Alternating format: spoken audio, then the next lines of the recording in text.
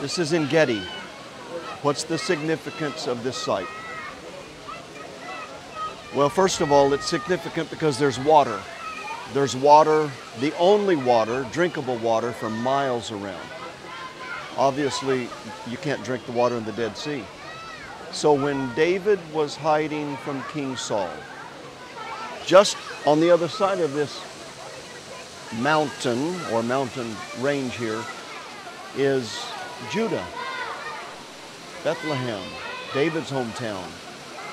And running and hiding from Saul, he had to go somewhere where he had water. And so he came here to Ein Gedi. Of course, there are several waterfalls and several pools through this valley.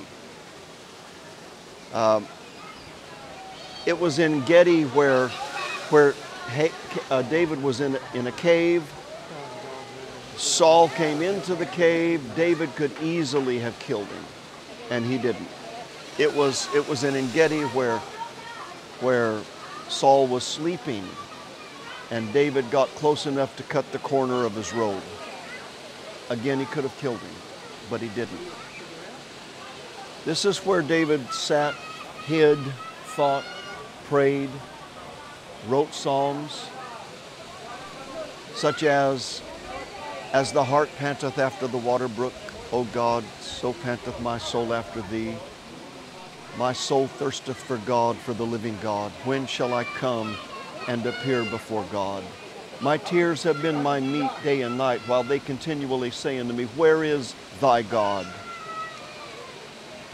So here in Ein Gedi, it's a national park for Israel, but it's more than that. It's a national and historical landmark because King David sustained himself here in Ein Gedi.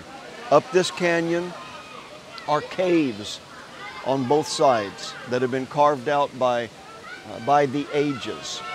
If there were rain on the other side of the mountain, the water would come through here. In fact, it would be a flash flood. Hikers, it's not unusual for hikers to be caught up in a flash flood.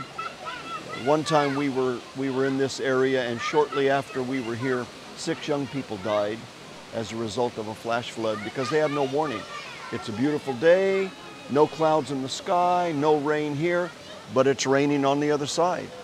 And when it rains, there's very few places for the water to go through, so it's all crushed in this narrow canyon and comes roaring down here, and that's a flash flood, and it happens so quickly.